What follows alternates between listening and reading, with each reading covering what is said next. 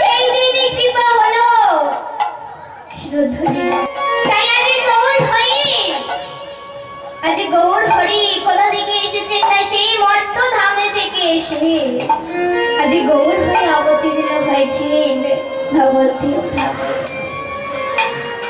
শিরোধনীকে কথা দেওয়া ছিল বলে আজকে তিনি তারে ধারে বিহারে করছেন ভক্তগণকে সঙ্গে নিয়ে।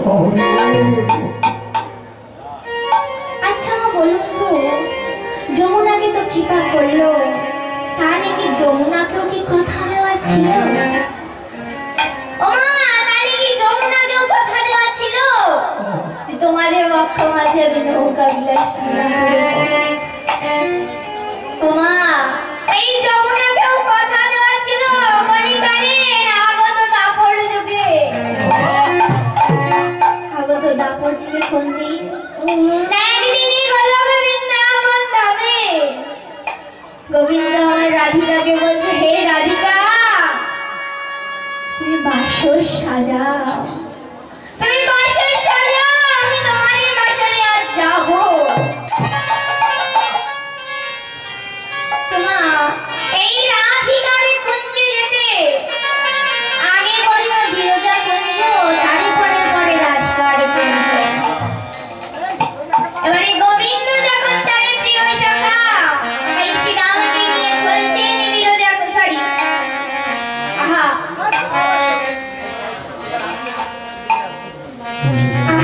চলছে কোথায় না রাধিকা কুঞ্জে।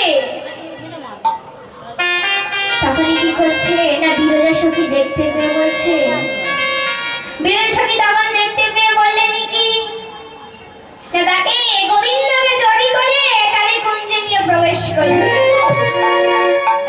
জড়ি করে তারে কুঞ্জে নিয়ে প্রবেশ করালেন। আর এদিকে দাড়ি করে রেখে গেছেন তার প্রিয় সখা শ্রীরামকে।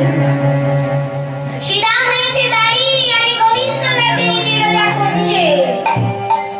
আর এদিকে রাধারানীর প্রিয় সখী ললিতা দেখতে পেয়েছে যে গোবিন্দ আজ বিরজা কুঞ্জে গেছে। এবার ললিতা সখী গিয়ে রাধিকে বলছে, তুই কি করিস রে? বলছে, হ্যাঁ রে, তুই জানিস না আমারই গোবিন্দ আজ আমারই কুঞ্জে আসবে রে বলেছে।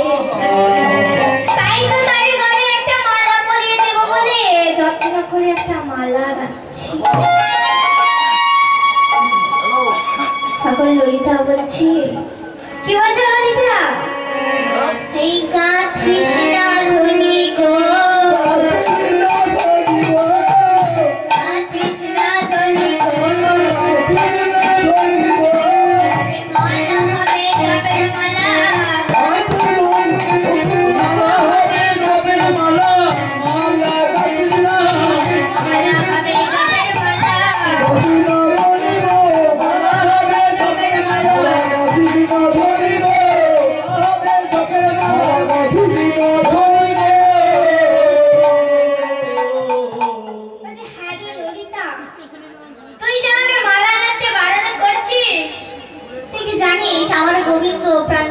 কতটা ভালোবাসি।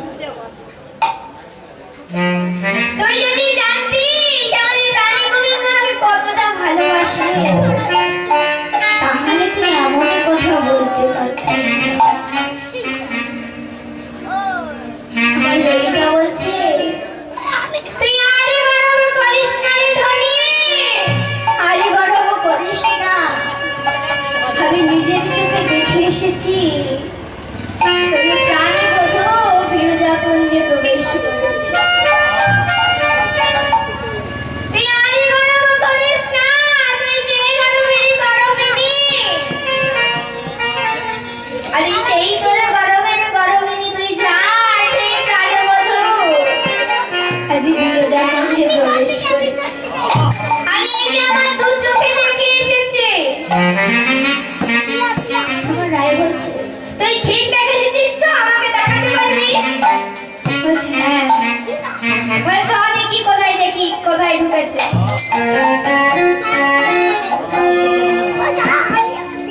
ললিতার সঙ্গে করি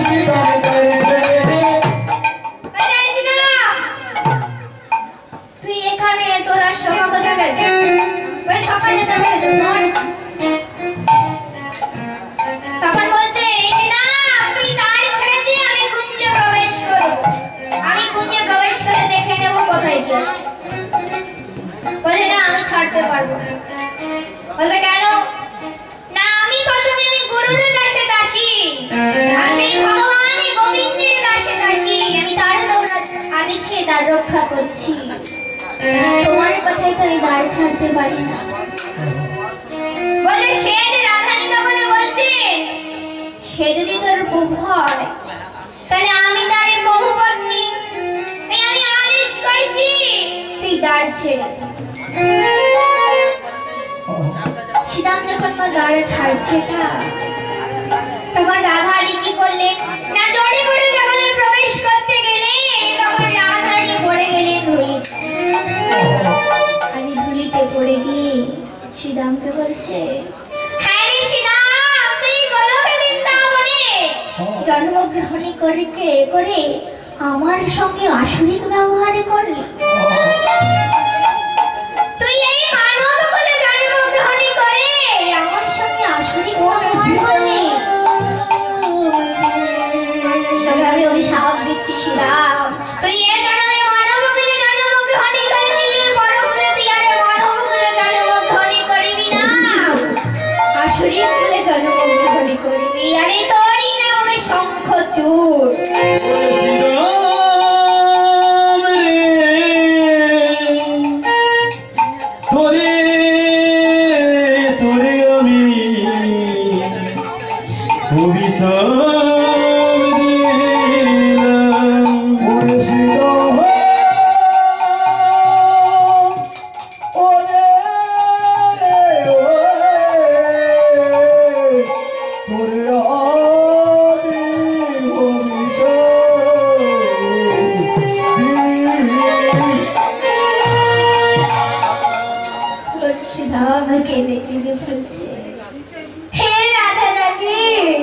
আমি কি এমন দোষ করলাম তুমি আমাকে আশীর্বাদের বদলে অভিশাপ দিচ্ছ? আমি কি এমন দোষ করলাম যে তুমি আমাকে অভিশাপ দিলে রাধে? আমি তো শুধু আমার প্রভুর আদেশটা পালন করেছি। আরে তার জন্য আমার কি এমন অপরাধ হলো তোমাকে অভিশাপ দিলে? তুমি আমাকে অভিশাপ দিলে, এখানে আমি মানব হয়েছি, বড় জন্মে আমি অসুরের কুলে জন্মগ্রহণ করব। মায়েরা আপনাদের একটা কথা বলে যাই, যে শঙ্খচূড় রয়েছে না, এই সীতাকে অভিশাপ দিল রাধে। আর এই রাধারানীর অভিশাপে সীতাম পরবর্তীকালে অসুর কুলে জন্মগ্রহণ করেছে, তার নাম হয়েছে শঙ্খচূড়। আপনারা কি জানেন এই শঙ্খচূড় কার স্বামীর নাম? বলতে পারবেন এই শঙ্খচূড় কার স্বামীর নাম? তুলসী দেবী। তাই যখন সীতাকে রাধারানী অভিশাপ দিল, তখন সীতা হে দয়াময়, হে কৃপাময়,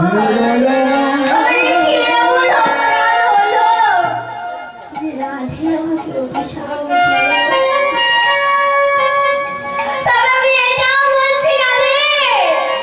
আমি যদি কখনো ওই প্রভুর চরণে নবকৃষ্ণ বলে সচেতন তুলসী দিয়ে থাকি, তবে আমিও তোমায় অভিশাপ দিচ্ছি, তোমায় কাঁদিতে হবে রাধে, কাঁদিতে হবে রাধে, কাঁদিতে হবে রাধে, কাঁদিতে হবে রাধে।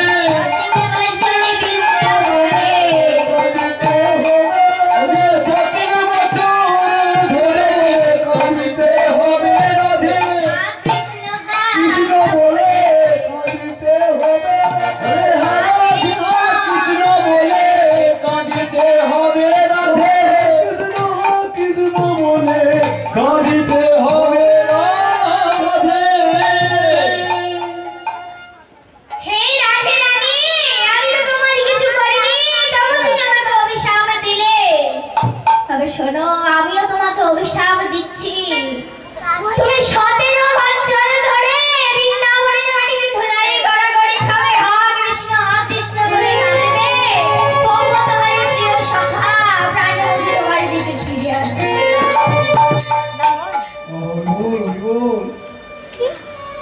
তখন আমার সীতামা দাঁড়ি ছেড়ে দিলেন, আর সীতামা যেই না দাঁড়ি ছেড়ে দিয়েছে, রাধারানী আর তার প্রিয় সখী ললিতা প্রবেশ করেছে। দেখছে কিছু নেই মা। আর এদিকে গোবিন্দ তখন বিরজাকে বলছে, হে বিরজা, ওই দেখো রাধারানী আসছে, তাড়াতাড়ি কিছু উপায় বের করো। তখন বিরজা বলছে, হে ভগবান, হে দয়াময়, হে গোবিন্দ, তুমিও কি রাধারানীকে এত ভয় পাও? তুমি কি এত ভয় পাও যে আমাকে বলছো কিছু উপায় বের করো? গোবিন্দ তখনই গোবিন্দ বিরজাকে বলছে, হে বিরজা, তুমি রাধাকে চেনো না? বলছে রাগ কখন কি করে বসে। তখন বিরজা বলছে, দাঁড়াও দাঁড়াও, আমি উপায় বের করেছি। কি উপায়? ধারণী করছি আর তুমি কার উপরে না ধরতে আমার উপর আমি শরীর রূপে ধারণ করছি আর তুমি আমার উপর নাগ রূপ হয়ে খেলা করো। আরে রাধারানী আরে প্রিয় সখী ললিতা যখন প্রবেশ করেছে তখন দেখতে পেয়েছে যে সেখানে গোবিন্দ নেই আর বিরজাও নেই। রয়েছে কি না, রয়েছে একটি সাপ শরীরের উপর খেলা করছে। আচ্ছা মা, আমি তো এখানে বলে গেলাম যে শরীর রূপ ধারণ করেছে বিরজা। শরীরের মানে জানেন? শরীরের মানেটা কি বলতে পারবেন আপনারা? নদী, যাকে এক কথায় বলে নদী। তো বিরজা হয়েছে নদী, অর্থাৎ শরীর রূপে ধারণ করেছে আর হচ্ছে ভগবান কৃষ্ণ হয়েছে নদ। আর রাধারানী ধ্যানস্থ হয়ে বুঝতে পারলে যে এই শরীর রূপে আর কেউ নয়, কপালিনী বিরজা, আর নাগ রূপে কেউ নয়, হচ্ছে আমার ভগবান। তখন রাধারানী ধ্যানস্থ হয়ে ময়ূর রূপ ধারণ করলেন এবং তার চঞ্চুত করে ওই নাগ রূপে কৃষ্ণকে তুলে ধরলেন বিরজার শরীর থেকে। আরে তুলে মা যেই না চঞ্চুতে তুলেছে নাগ রূপে কৃষ্ণকে, অমনি রাধারানী দিয়েছে তিনবারে তিন জায়গায় মোচড়। আমার গেছে মা তিন দিক ভেঙে। আচ্ছা মায়েরা বলুন তো, ভগবান কৃষ্ণ কোন সোজা হয়ে দাঁড়িয়েছে? দাঁড়িয়েছে? আপনাদের বাড়িতে তো ক্যালেন্ডার আছে। তখনও কৃষ্ণকে সোজা হয়ে দাঁড়াতে দেখেছে? কেন দেখেননি? কারণ কি না, ওই রাধারানী যখন চঞ্চুতে করে কৃষ্ণকে তুলেছিলেন আর তখন তিনবারে মোচড় দিয়েছে তিন দিকে ভেঙে। সেই থেকে মা দেখবে কৃষ্ণ আর সোজা হয়ে দাঁড়াতে পারে, তিন ভাঁজ হয়ে দাঁড়ায়। তাই তার নাম হয়েছে ত্রিভঙ্গ মুরারি।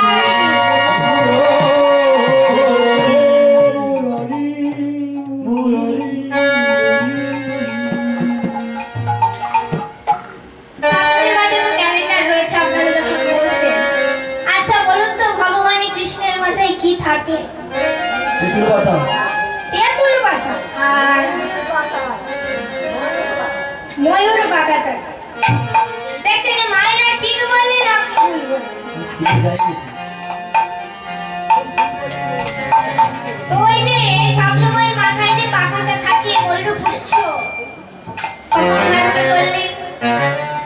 ভগবান কৃষ্ণ বলছেন, হে রাধে তুমি ক্ষমা করো, তোমারই অহংকার ভাঙতে, তোমারই অহংকারের জন্য করতে আজ আমি এই লীলা খেলা খেলেছি, তোমাকে মাফ করো রাধে। ও রাধে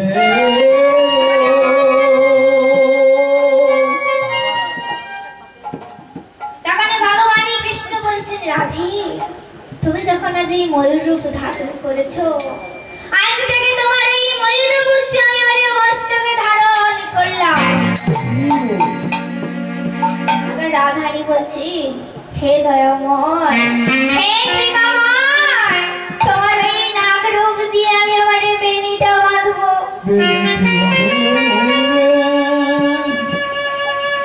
তাই বিরজাকে অভিশাপ দিলেন রাধারানী,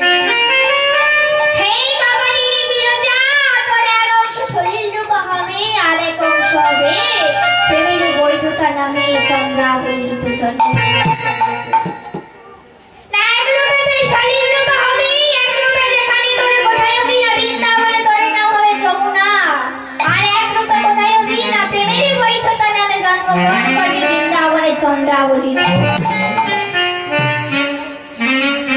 তখন রাধারানী বলছেন ললিতা কি, হে ললিতা, এই কুঞ্জে আগুন ধরে দে। তখন বিরজাকে দেখে দয়াময় কি বলছে, হে দয়াময়, হে কৃপাময়, রাধারানী আমাকে অভিশাপ দিও, শান্ত হলো না, আমাকে অভিশাপ দিও, শান্ত হলো না, আমার কুঞ্জে আগুন ধরিয়ে দিলে আমার কৃপা হবে না দয়াময়, আমার কৃপা হবে না দয়াময়, আমি কৃপা পাবো না। তখন প্রাণী গোবিন্দ আমার বলছে, হে বিরজা, আজ তুমি আমার একার চরণে পেয়েছো, আগামীকালে যখন আমি নৌকা বিলাস লীলা করবো তখন তুমি আজ আমার একার চরণে পেয়েছো, সেদিন তুমি আমাদের যুগল চরণে দর্শন পাবে।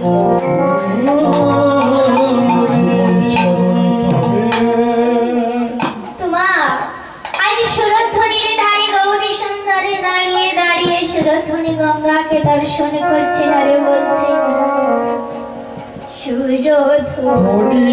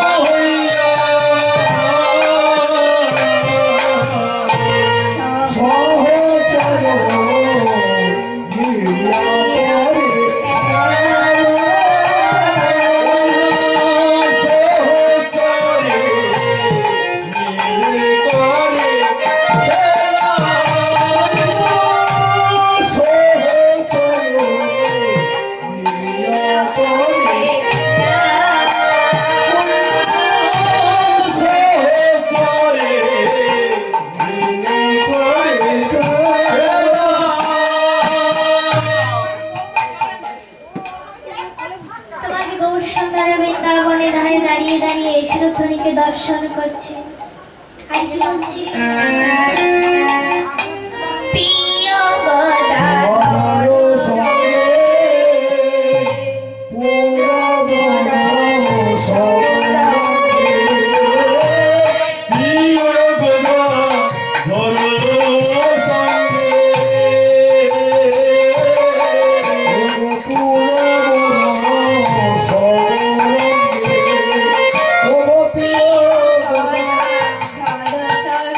Yeah.